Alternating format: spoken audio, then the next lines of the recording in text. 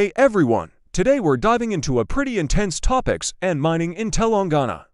So, let's get into it right now. The situation is pretty concerning.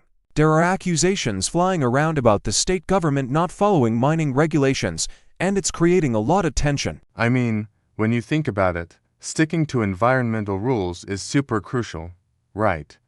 We have to protect our planet, and sand mining is a big deal. It affects ecosystems, livelihoods, and, honestly, our future. So, first off, let's talk about the accusations against the state government. The BRS is claiming there are some serious violations happening, especially with these new rules that seem to open the door for large-scale exploitation. It's like, where does that leave our environment? It's really unsettling to see these changes happening so fast. Then we've got the criticism of the Telangana State Mineral Development Corporation, or TSMDC. They issued some orders on February 11th that have raised eyebrows. The shift timings they set up are in direct contradiction to the guidelines from the government of India. Like, how does that make sense? It's frustrating to see these inconsistencies, especially when it comes to something as important as our natural resources. Now, let's not forget the environmental concerns. Adhering to proper hours for mining operations is more than just a guideline. It's essential for minimizing the ecological impact.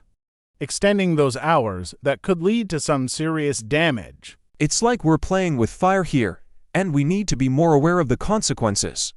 And speaking of consequences, let's chat about the financial implications. Revenue from sand mining has been declining, and it's troubling when you look at the historical context.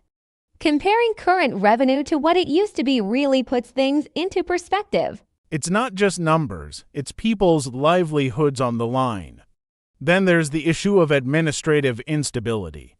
The TSMDC management seems to be changing all the time, which leads to a lack of governance and efficiency. It's hard to feel confident in a system when it feels so chaotic. So, what do we do about this? We need to demand the withdrawal of these controversial policies.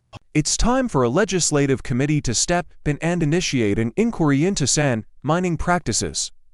We can't just sit back and let this happen. In conclusion, I want to emphasize the need for responsible governance. We have to protect our natural resources, not just for ourselves, but for future generations. It's about leaving a legacy that we can be proud of, right?